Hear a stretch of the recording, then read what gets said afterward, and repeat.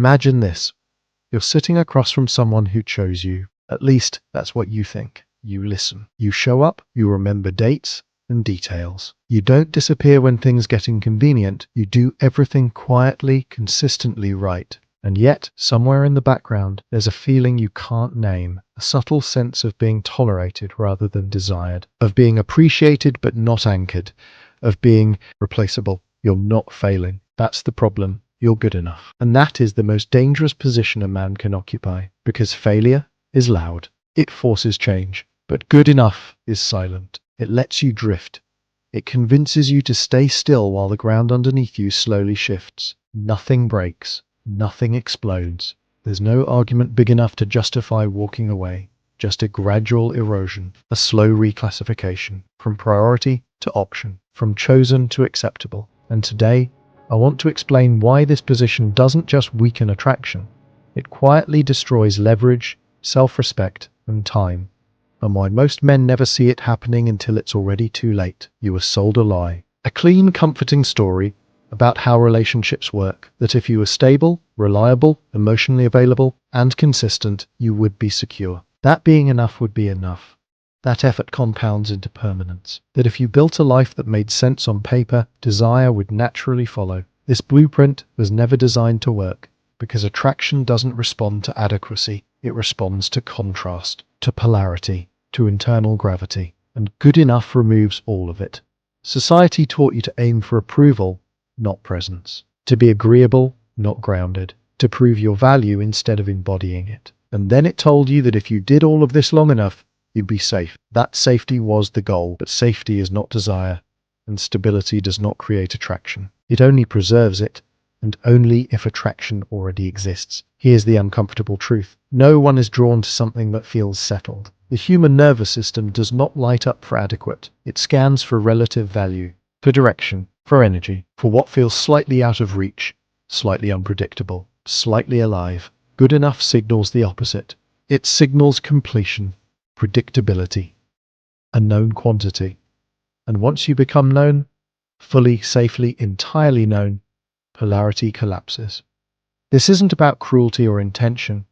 This is about how attraction actually functions at a biological level. Attraction is not a conscious decision. It's not negotiated. It's not earned through consistency points. It's an autonomic response. Something the nervous system decides long before language gets involved. The mind explains attraction after the body has already chosen, and the body does not choose what feels finished. Here's how the mechanism works. Attraction is relative, always. It is not about how good you are in isolation. It's about where you sit in a hierarchy of perceived value. Not a moral hierarchy, not a financial one, a psychological one, a felt one. When someone perceives you as good enough, what they are really perceiving is a ceiling, a limit, an upper bound on who you are and what you represent. You are no longer expanding in their mind. You are contained, and containment kills polarity. The nervous system craves tension, not chaos but contrast, a sense that the other person exists independently, that their emotional state does not hinge on approval, that their direction is self-generated. Good enough removes that tension. It says, I am here, I am predictable, I will remain available. And availability, when unearned, reads as low leverage. This is where most men get confused.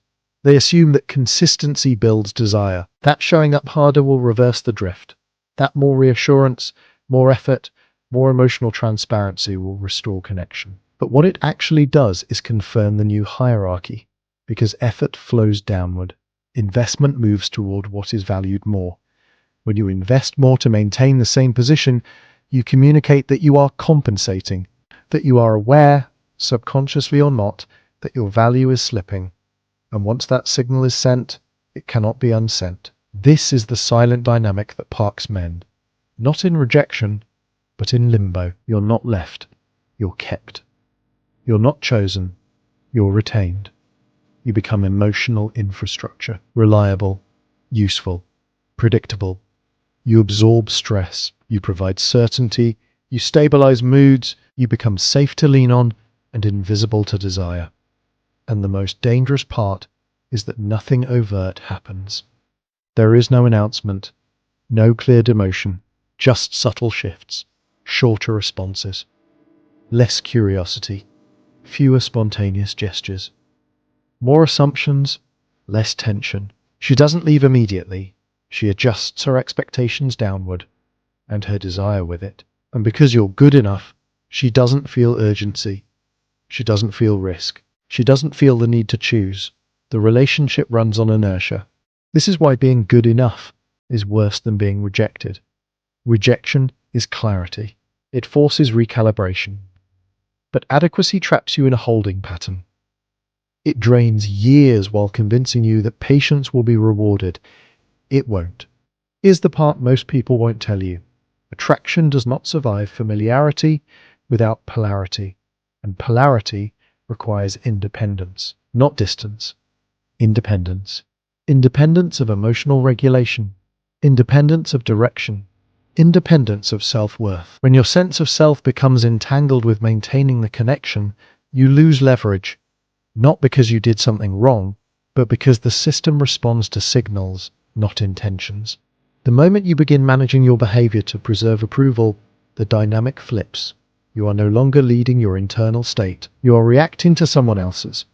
And reaction is weakness in the language of attraction. This is why trying harder almost always makes it worse. When a man senses distance, his instinct is to close it, to explain, to reassure, to offer more access, more effort, more emotional data. He thinks transparency will fix uncertainty. But uncertainty is not the problem. Loss of polarity is. And reassurance doesn't rebuild polarity, it removes the last remnants of it.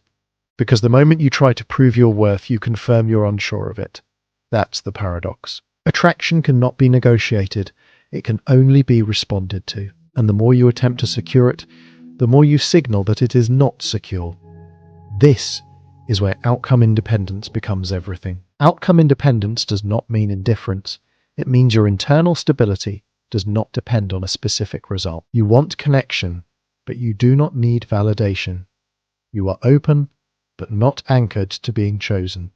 And that difference is felt immediately. Men who escape the good enough trap don't do it by becoming better partners. They do it by reclaiming internal gravity, by reducing emotional surplus, by pulling their identity out of the relationship and back into themselves, not through games, through alignment. They stop over-explaining. They stop chasing reassurance. They stop adjusting their behavior to manage perception. They withdraw excess investment, not as punishment, but as recalibration, because value cannot be argued. It can only be demonstrated through behavior that is not contingent. And this is where many men hesitate, because they fear loss. They fear that pulling back will end the connection, that detachment will be interpreted as disinterest, that independence will cost them what they already have. But here is the brutal truth. If independence ends the connection was already over. You were just renting time. The future of staying good enough is not dramatic. It's quiet. It's the slow normalization of being optional, of being one choice among many, of being tolerated rather than prioritized. It's the gradual acceptance of crumbs because you remember when there was more. It's telling yourself stories about timing, stress, phases. It's waiting for effort to be reciprocated while ignoring that attraction doesn't work on fairness. And years later, it's looking back and realizing you gave prime emotional years to a dynamic that never fully chose you. Not because you weren't valuable, but because you made yourself too available to be valued correctly. This is not about blame. This is about mechanics. The exit from this position is not aggression. It's not withdrawal to provoke. It's not becoming cold or distant or calculating. It's becoming less dependent, less reactive, less invested in outcomes you don't control, more anchored in your own direction. You don't escape good enough by becoming exceptional for someone else. You escape it by becoming non-negotiable with yourself, by having a life that pulls you forward regardless of who is watching, by regulating your emotions internally rather than outsourcing them to approval, by letting go of the need to be chosen because you are already choosing your path. That is what restores polarity. Not mystery, not manipulation, independence. And here's the warning. because this knowledge cuts both ways. Do not use it to control. Do not use it to punish. Do not use it to extract validation. That will collapse you faster than staying where you are. Use it to step out of positions that require you to shrink to remain acceptable. Use it to recognize when enough is actually a ceiling someone else has placed on you, and when you've accepted it out of fear. Being good enough feels safe. It feels mature. It feels responsible. Until you realize safety is the fastest way to become optional. And optional is the quietest form of loss. Reality does not negotiate. It does not reward intention. It responds to signals. And reality is undefeated. If you understand this, you don't need to force outcomes. You don't need to convince anyone. You don't need to prove your worth. You simply stop playing positions that cost you yourself. And that, quietly, inevitably, changes everything.